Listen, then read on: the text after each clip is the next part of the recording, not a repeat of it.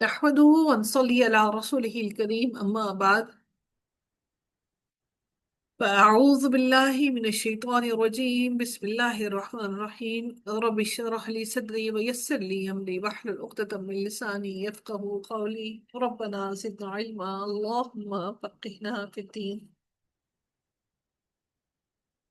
اللهم فقهنا في الدين اللهم فقهنا في الدين आमीन या रब्बल आलमीन। जी आगाज करते हैं। आज हमारा रुकू नंबर 3 है, आयत नंबर 21 है, पारा नंबर हमारा 26 है, सूरह अल अहकाफ चल रही है। और इसकी तफसीर को देखते हैं। अल्लाह रब्बुल इज्जत इरशाद फरमाते हैं, वज़कुर वज़कुर अखा आदिन इज़ अंज़रा कौमहु बिल अहकाफि वक़द قالت النذور من بين يديه ومن خلفه ألا تعبدوا إلا الله۔ मेरे रब ने इरशाद फरमाया कि और आद के भाई को याद करो जबकि उसने अपनी कौम को अहकाफ में डराया। अच्छा, अब यहाँ पर अहकाफ बेसिकली जो लफ्ज है ना, अहकाफुन हिकफुन की जमा है। अहकाफुन हिकफुन की जमा है, यानी कि ये जमा है। इसका मुबाहिद क्या है? हिकफुन। रेत, जिसका मतलब क्या होता है? रेत का बुलंद ट्राइएंगुलर, कोई ऐसा टेला सा बना हो जो ऊंचा ट्राइएंगुलर हो वो। नहीं सॉरी, मुस्ततील होता है रेक्टेंगल। हाँ जी, अरसा हो गया उर्दू पढ़े हुए भी। तो मुस्ततील होता है स्क्वायर, रेक्टेंगल। ठीक है। मुसल्लस होता है ट्राइंगल। तो रेत का बुलंद टेला हो जो मुस्ततील शक्ल का हो, मुस्ततील हो, वो रेक्टेंगल शेप का हो। बाज ने इसके मानी पहाड़ और गार के किए हैं। ये हजरत हूद अलैहिस्सलाम की कौम आदि उला, आदि उला यानी कि पहली पहली आद, आदे आदे सानी कौन सी थी? हजरत सॉलेह अलैहिस्सलाम की कौम। आदि उला के इलाके का नाम है जो हजर मौत यानी कि यमन के करीब था। कुफार मक्का की तकजीब के पेश नज़र नबी करीम सल्लल्लाहु अलैहि वसल्लम की तसल्ली के लिए गुज़श्ता अंबिया के वाक़यात का तज़किरा यहाँ पर अल्लाह ताला करते हुए इरशाद फरमाते हैं कि और आद के भाई को याद करो जबकि उसने अपनी कौम को अहकाफ में डराया। आद के भाई से मुराद क्या है? कि यानी कि उनकी कौम वालों को आद के भाई को कहो, यानी कि आद के भाई को याद करो जो यानी कि हजरत हूद अलैहिस्सलाम को कहा जा रहा है, यानी कि कौम की नस्ब एक होने की वजह से उनको भाई कहा गया है।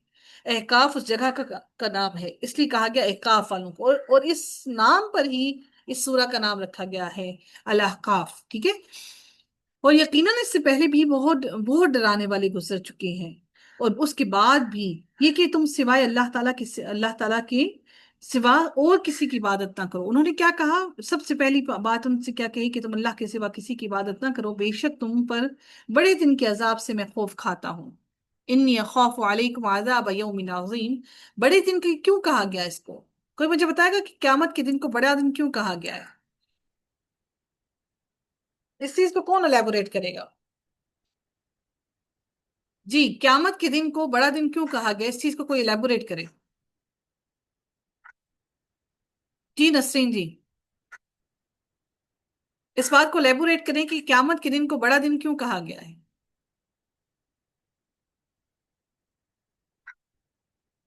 कोई इलेबोरेट करेगा इस बात को? क्यामत के दिन को बड़ा दिन क्यों कहा गया है? जी आसमा जी, आप इलेबोरेट करेंगे? कोई एक इलेबोरेट कर दे, क्यामत का दिन को बड़ा दिन क्यों कहा गया है। हिसाब अहदीस। किताब का दिन है मैडम। उसी जी, दिन सभी का हिसाब हो जाएगा इस वजह से। और जिसका जब तक नहीं होगा उसके लिए वो वक्त गुजर नहीं रहा होगा। मैं आपको बताती हूँ कि हदीस में मालूम होता है कि क्यामत के दिन की मुद्दत 50,000 साल तक होगी। वो जो एक दिन होगा वो 50,000 साल के बराबर होगा। कुछ रवायात में ये भी आता है कि उसकी आ, एक राय के मुताबिक ये भी कहा गया है कि 50,000 साल के बराबर होगा। एक हदीस में ये भी है कि बाज़ उलमा ने कहा है कि इनमें से ये भी है कि क़यामत के दिन की इब्तिदा होगी जब, तो क़यामत का दिन जो होगा वो 1,000 साल के बराबर होगा। यानी वहां का एक दिन यहाँ के 1,000 साल के दिनों के बराबर होगा। قیامت کی قیامت کے بارے میں مختلف رائے ہیں۔ بہرحال احادیث سے ہمیں یہ بات جو سب سے واضح ملتی ہے وہ یہ ہے کہ 50,000 سال کے برابر ایک دن ہوگا، ہولناک دن ہوگا، کیونکہ سختیاں ہوں گی بہت زیادہ، ان کی سختیوں کی وجہ سے وہ دن گزر ہی نہیں پائے گا۔ ہر انسان اپنے ہر انسان اپنے اپنے عمل کو، اپنے اپنے عمل کے بدلے میں، اپنے اپنے عمل کے بارے میں جواب دینے کے لیے اور اپنے حساب کی باری کے بارے میں انتظار میں کھڑا ہوگا۔ اور ہمارا جو یہ جو سورج ہے وہ بالکل ہمارے سروں کے اوپر لا کر کھڑا کر دیا جائے گا۔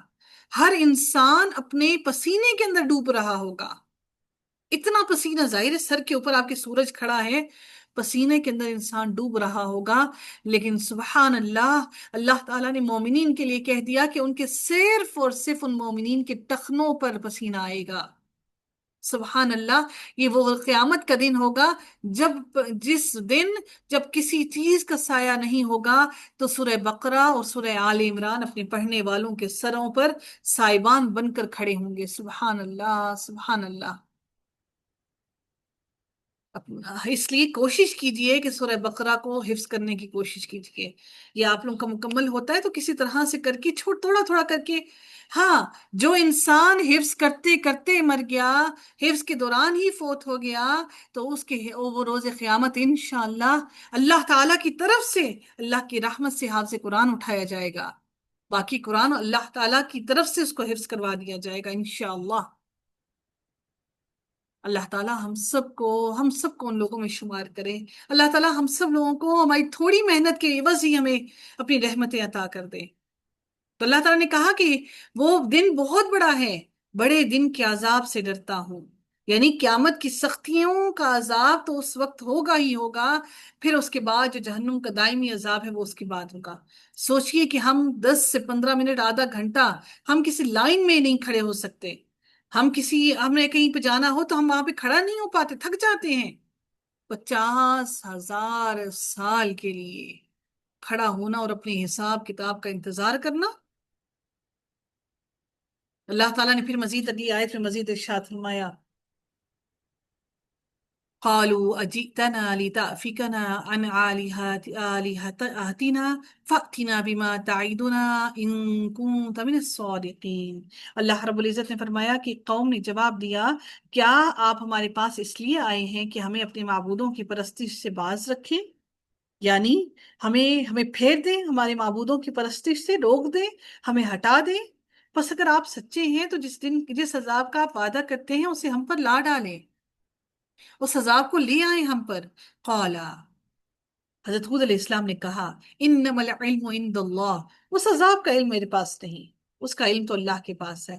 وَأُبَلِّغُكُم مَّا أُرْسِلْتُ بِهِ وَلَكِنِّي أَرَاكُمْ قَوْمًا تَجْهَلُونَ۔ انہوں نے مزید کیا کہا؟ حضرت حود علیہ السلام نے کہا کہ اس کا علم تو صرف اللہ ہی کے پاس ہے، میں تو جو پیغام دے کر بھیجا گیا تھا وہ تمہیں پہنچا رہا ہوں، لیکن میں دیکھتا ہوں کہ تم لوگ نادانی کر رہے ہو۔ یعنی عذاب کب آئے گا؟ یا دنیا میں نہیں آئے گا، بلکہ آخرت میں تمہیں یہ عذاب دیا جائے گا، اس کا علم صرف اللہ کو ہے، وہی اپنی مشیت کے مطابق فیصلہ فرماتا ہے۔ میرا کام صرف پیغام پہنچانا ہے۔ اور کیا کہا کہ ایک تو کفر پر اصرار کر رہے ہو، دوسرے مجھ سے ایسی چیز کا مطالبہ کر رہے ہو جو میرے اختیار میں نہیں ہے، یعنی تم سب جانتے ہو یہ بات کہ میں تمہیں عذاب نہیں دے سکتا، عذاب دینا اللہ کے ہاتھ میں ہے۔ فَلَمَّا رَأَوْهُ عَارِضًا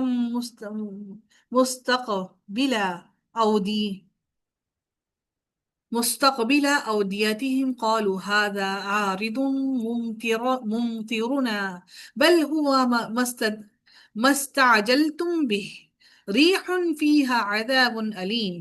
اللہ تعالیٰ نے پھر فرمایا ان کے بارے میں کہ پھر جب انہوں نے عذاب کو بصورت بادل دیکھا، کیونکہ کافی ٹائم تک ان کے اوپر بارش نہیں ہوئی تھی، قحط سالی چل رہی تھی، جب انہوں نے بادل دیکھا اپنی وادیوں کی طرف آتے ہوئے تو کہنے لگے یہ ابر ہم پر برسنے والا ہے، یعنی یہ بارش ہم پر برسنے والی ہے۔ جیسے ہی انہوں نے بادل دیکھا تو وہ خوش ہو گئے،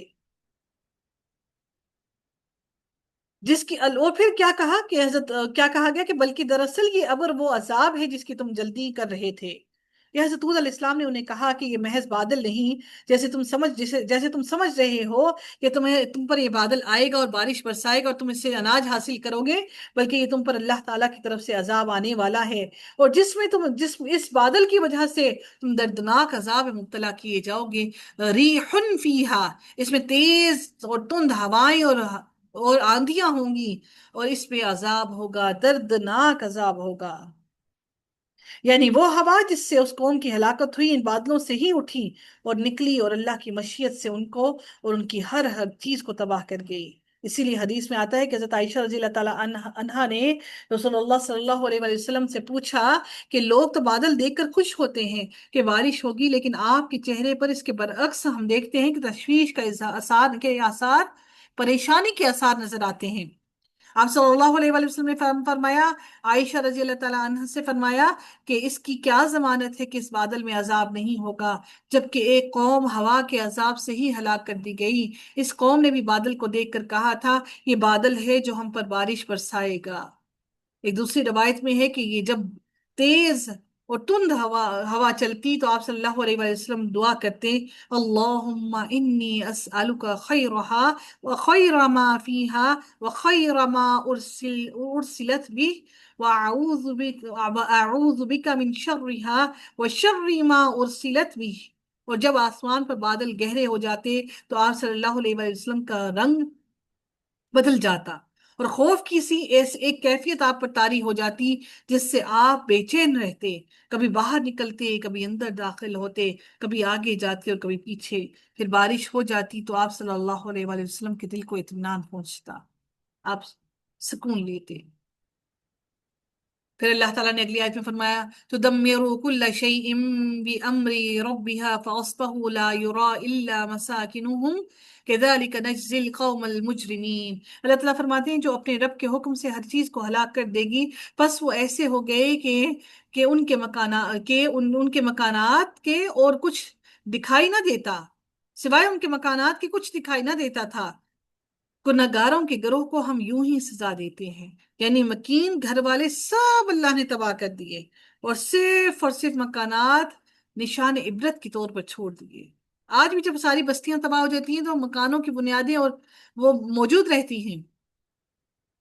وہ اللہ تعالیٰ ہم سب لوگوں کے لیے ایک باعث عبرت بنانے کے لیے کہ ہم اپنی آنکھوں سے دیکھ کر عبرت حاصل کریں۔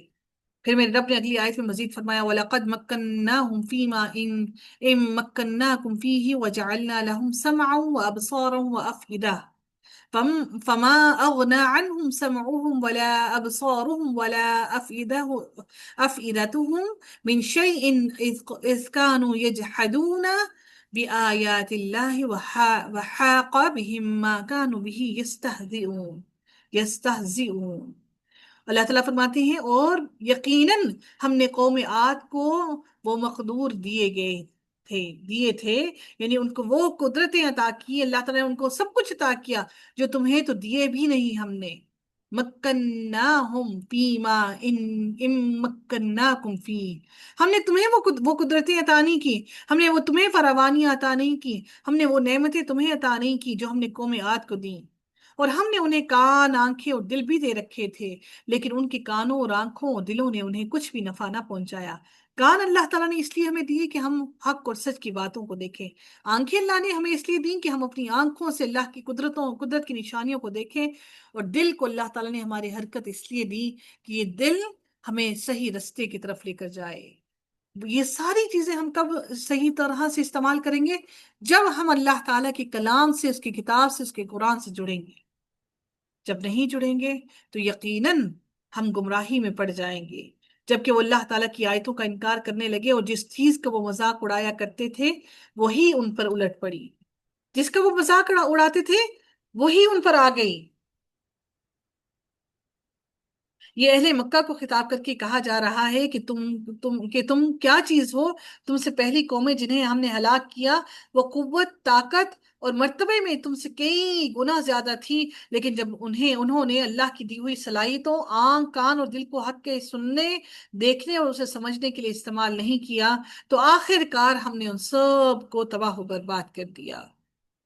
یعنی جس عذاب کو انہوں نے انہوں نے سمجھ کر جس عذاب کو انہوں نے انہونی سمجھا کہ یہ آ نہیں سکتا، ہمیں کون تباہ کر سکتا ہے، اتنے بڑے بڑے محلوں کو کون خراب کر سکتا ہے، نست و نابود کر سکتا ہے، تو وہ سمجھتے تھے کہ ہمیں صرف ڈرایا جا رہا ہے۔